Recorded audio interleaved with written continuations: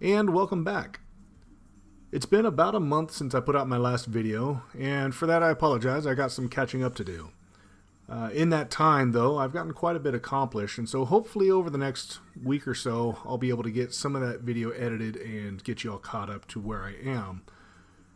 For those that are new to the channel, I'm building an RV-14. This is the fuselage kit. I've gotten the majority of the tail cone complete, and as you can see behind me, I've gotten the wings mostly complete, and so now I'm working on the fuselage kit. I started working on this in February of this year, and looks like I should be done hopefully by the end of the summer. Looking at it, it doesn't look like it's a huge kit as far as the minutia, but we'll see. Like I said, I'm expecting to be done by the end of summer, maybe sometime into fall. I've already got my next kit actually on order, and that's the finishing kit. I looked at the website, and it's about an 8-month lead time on a finishing kit right now for the RV-14. And so I went ahead and ordered that and should get it in the middle of December. So definitely we'll be done with this kit by then, and we'll be ready for it. So it kind of works out, and I'm just kind of making payments as I go, and that makes it easy. As I've said before in previous videos, I'm cash flowing this whole thing. I don't want to have any kind of loans or debt against this airplane when I'm done, and so kind of planning that as I go and working out. And so far I've been successful at that. The real test will be when I go to install the engine, or go purchase the engine, I should say. It's right now it's about a $42,000 purchase, so that one's going to be rough. So we'll see how that goes. But like I said, so far I've been successful, and then it's going to be looking at all the avionics, the seats, coverings, and all that kind of stuff, and then the engine will be the big part. So here you see me working on putting the, I'll call them the side brackets for lack of a better term.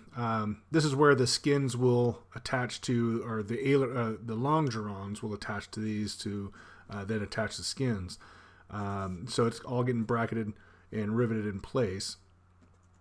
One of the things that I've always been real hesitant with on these spar-like pieces is making sure that I'm drilling correctly. The steps are, there are a few steps in here where you have to use a reamer, and you have to really make sure that that you ream straight and true through the whole piece, for where the bolts will hold both the wings on, and so you don't want any kind of wiggle room. So those ones I was real hesitant on when I got to those portions later on, but anytime I work with those spar pieces, I get real nervous, so I've been real careful with those. These are some of the brackets that I was speaking to. These are going to be on the forward end of the wing box, and I believe these are where the seats will start going into the footwells. I haven't had a chance to really look at the designs or the drawings, but I believe that's what these brackets are for. The instructions have you tape off a couple of the spots, but otherwise dimple everything to get ready for the flush-mounted nut plates. And then now I'm actually attaching, these are brackets that will hold I believe it's the control mechanism, the control stick mechanism. And so these are the brackets for that. These have a bearing in them. I don't remember if I covered this in the previous video or not, but these actually were kind of a pain to assemble, and if I did cover this in the last video, I apologize, bear with me. But you really have to pay attention to the plans on many of these steps, especially when you start getting into the fuselage, because there's a lot of things where it's very specific, and you really have to look at the diagram in the example that it shows and follow which holes that it's talking to when it tells you to flush or to countersink or size up a specific hole. Sometimes it's not so obvious, and I've actually had to call Vans a couple of times just to get clarification. Say, hey, I'm on this page on this step. what exactly is this telling me to do? And I've had to do that a couple times.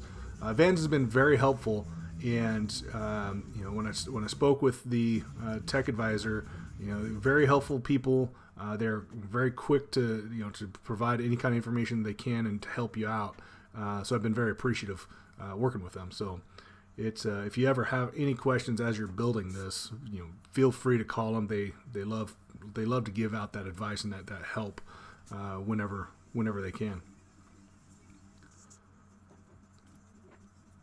So as I said, just kind of completing the forward Wingbox bulkhead here, and eventually you'll see me attaching those brackets as I'm about to do here. And I'll show some pictures at the end of this video of what the final results of this came out to be. Unfortunately, I think I lost some of the video that I had taken, or my cameras had run out, one of the two, but I didn't have all of the video to completion on this.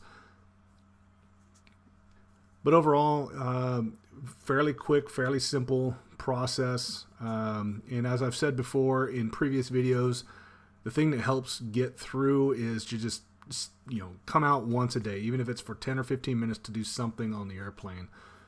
That's something that's kind of helped me push through, and it oftentimes that 15 minutes turns into an hour, so you can really get some work done. Just really have to devote getting out as often as you can, even if just a few minutes.